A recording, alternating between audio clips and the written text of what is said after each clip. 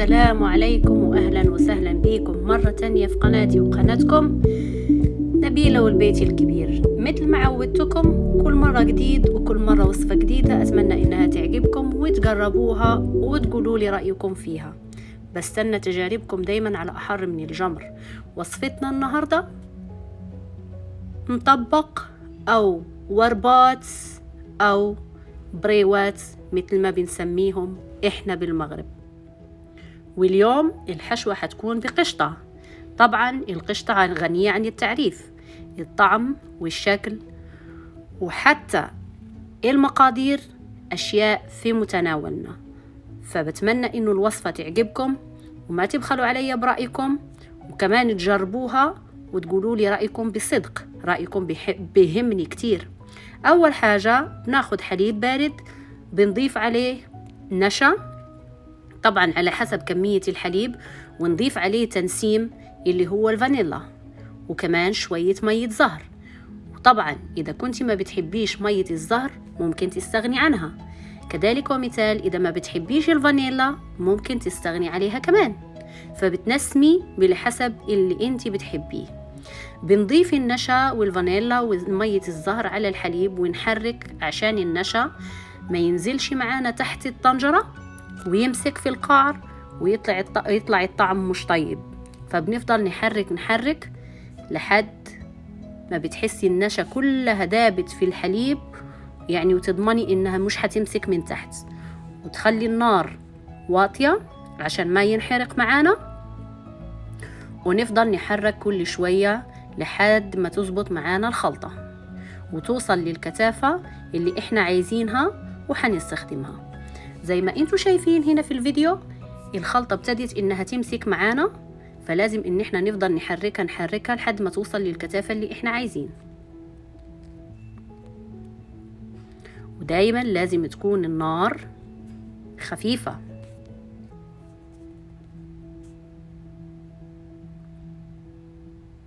شايفين حلوة وناعمة ازاي معانا وقوامها كريمي.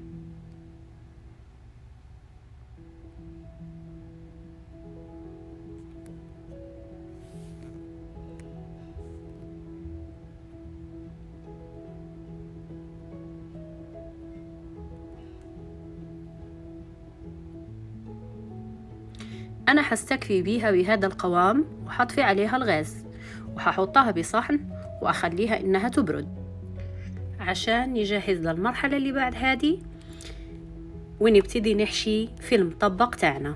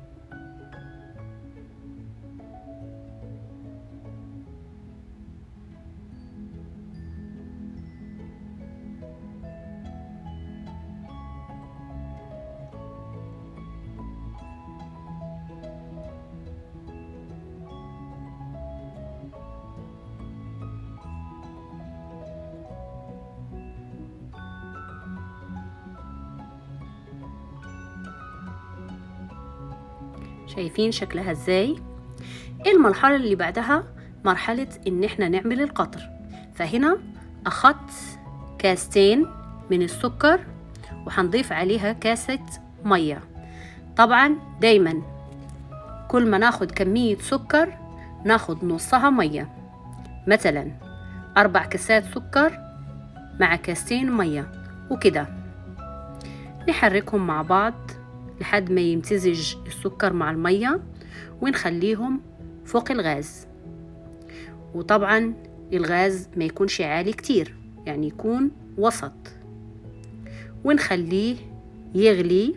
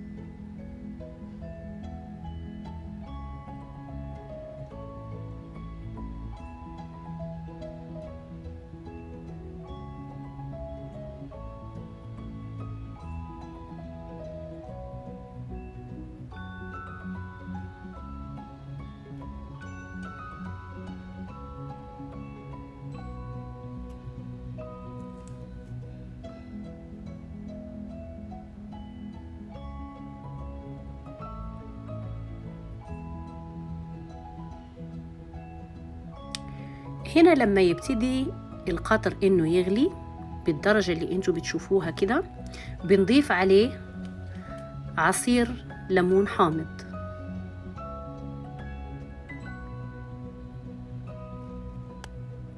وبنخليه لحد ما يوصل الكثافة اللي انت بتحبيها وحابة تستعمليه بيها، وخلاص وتطفي عليه الغاز.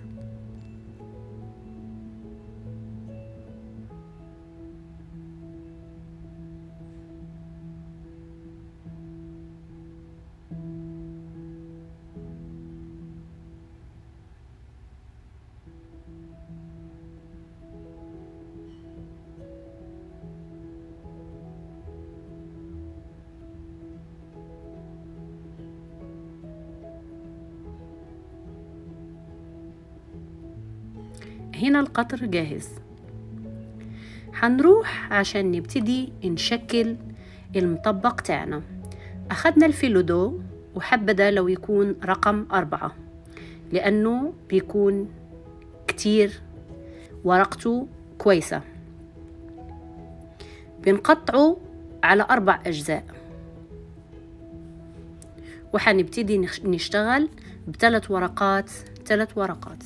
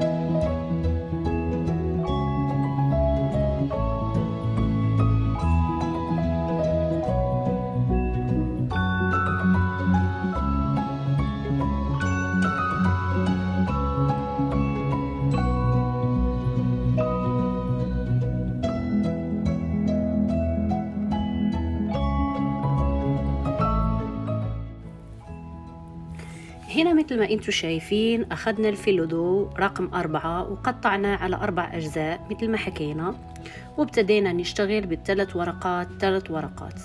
بتاخدي 3 ورقات وبتدهنيهم بزبدة، وبتحطي الحشوة وبتلفيهم بنفس الطريقة اللي مبينة عندنا بالفيديو، وبتصفطيهم في الصينية، وبنعيد تشكيل واحدة تانية. ندهن بزبدة زي ما انتوا شايفين، ونحط الحشوة،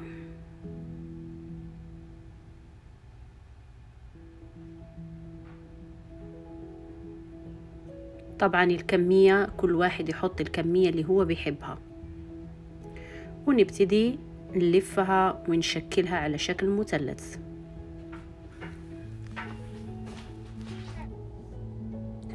وبنستمر بنفس الطريقة لحد ما نخلص كل الكمية اللي معنا، وبنرجع عشان نستوفي المراحل.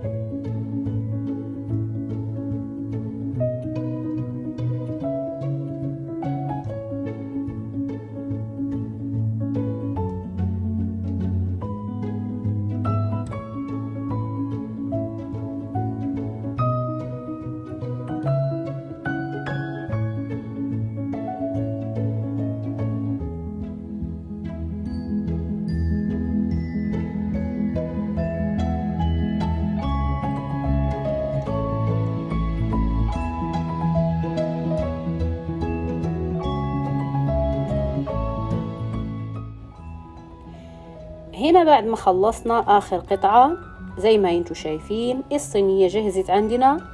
ندهن الوش بالزبدة، كل الحبات اللي معانا ندهنهم بالزبدة عشان يكونوا جاهزين ندخلهم الفرن. نحمرهم من تحت، ولما نشوفهم وصلوا للمستوى اللي احنا عايزينه من تحت بنرد نشغل الفرن من فوق ونحمرهم من الوش، وبعدين نطلعهم من الفرن. بس نخلص هذه المرحلة وارجع معاكم تاني.